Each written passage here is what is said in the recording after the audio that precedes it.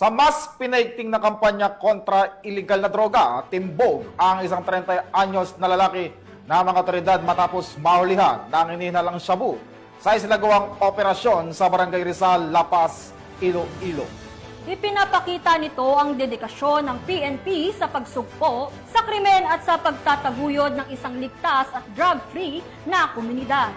Katuwang ang mamamayan sa pagpapanatili ng kapayapaan at kaayusan. Alamin ang buong detalye ng report mula kay Patrolwoman Justin May Halores.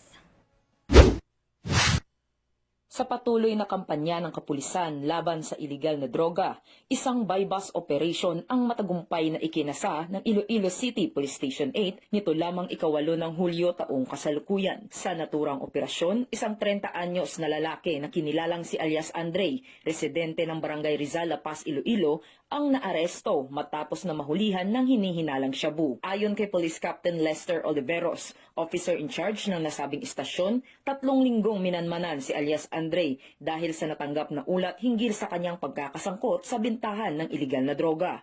Nang makumpirma ang impormasyon, agad na isinagawa ang buy-bus operation na nauwi sa matagumpay na pagkakadakip sa sospek.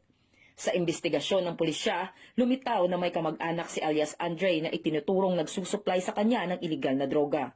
Dagdag pa rito, ginamit umano ni alias Andre ang ilang menor de edad upang i-deliver ang mga iligal na droga sa kanyang mga parokyano.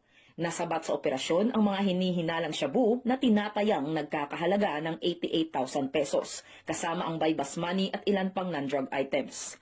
Kasalukuyang nasa kustodiya na ng pulisya ang sospek para sa kaukulang dokumentasyon at pagsampa ng mga kasong kriminal laban sa kanya. Ang matagumpay na operasyon ay patunay ng masigasig na pagsisikap ng Philippine National Police na supilin ang pagkalat ng iligal na droga sa lungsod at panatilihin ang kapayapaan at kaayusan sa komunidad. Mula rito sa Police Regional Office 6, ako ang inyong PNN Correspondent Patrolwoman Justin May Halores.